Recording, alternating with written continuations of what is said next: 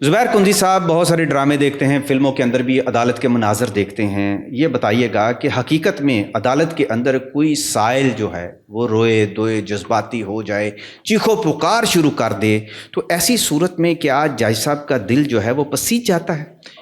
بالکل نہیں، ایسا ہونا نہیں چاہیے، کیونکہ سپریم کورٹ آف پاکستان کی ججمنٹس بھی موجود ہیں کہ کسی بھی جج صاحب کو، کسی بھی عدالت کو جذبات کا سہارا نہیں لینا چاہیے۔ جو بھی عدالت جذبات کا سہارا لے گی تو وہ قانون سے اور کتاب سے ہٹ جائے گی۔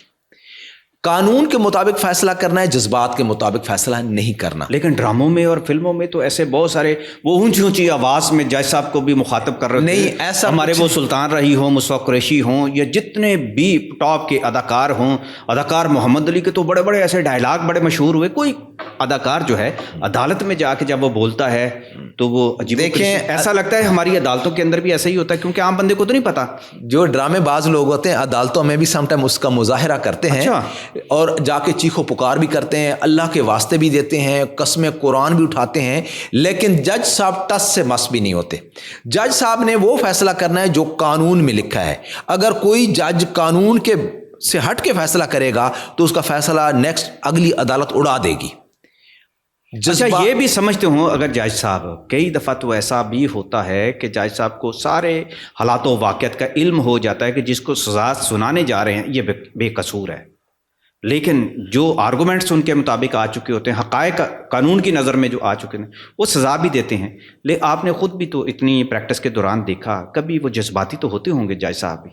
دیکھیں، جج بھی ایک انسان ہوتا ہے، اس کو چیزیں، ایک جج کو اسیسمنٹ ہو جاتی، چیزیں نظر آنا شروع ہو جاتی ہیں۔ بہت سارے کیسز میں جج صاحبان جو ہے معمولی سے شک کے اوپر کسی شخص کو بری کر دیتے ہیں۔ کیوں کر دیتے ہیں؟ کیونکہ یہ ایک پرنسپل ہے کہ اگر کوئی بندہ 100 بندے کا قاتل ہی کیوں نہ ہو، لیکن اس کے خلاف ایویڈنس نہیں ہے، اس کے خلاف پوری طرح سے اس کو ثبوت نہیں میسر کیے گئے، تو وہ بے گناہ تصور کیا جائے گا۔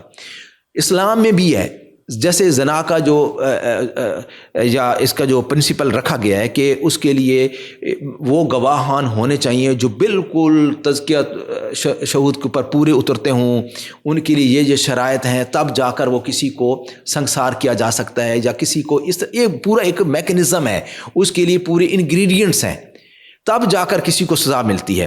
اب جب تک جو ایویڈنس ہے، قانون میں دیکھیں جج صاحب کے پاس کچھ ڈسکریشن بھی موجود ہوتی ہے، لیکن وہ ڈسکریشن انتہائی محدود ہوتی ہے۔ قانون کے اندر ہر طرح سے جو پریسیڈنٹ ہوتے ہیں موجود ہوتے ہیں۔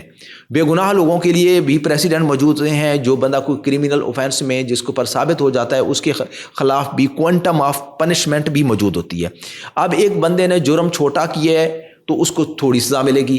اب ایک بندہ قتل ہوا ہے، اس کے میں 4 قاتل ہیں، اس کے 4 بندے ملوث کیے گئے ہیں، تو جو مین بلو کرنے والا ہوگا، جو مارنے والا ہوگا، جس کی ضرب سے کاز آف ڈیتھ ہوتی ہے، اس کو تو ظاہر بات ہے پھانسی کی سزا ملے گی۔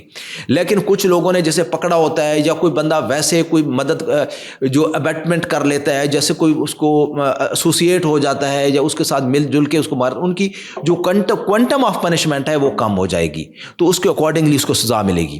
تو انصاف کا نظام بڑا جامع ہے، لیکن اس کو سمجھنے کی ضرورت ہے۔ جب تک بار اینڈ بینچ دونوں اس چیز کو کوشش کرتے ہیں تو سچائی پر بھی پہنچ جاتے ہیں اور انصاف کے تقاضے بھی پورے کرتے ہیں۔ بہت بہت شکریہ جناب۔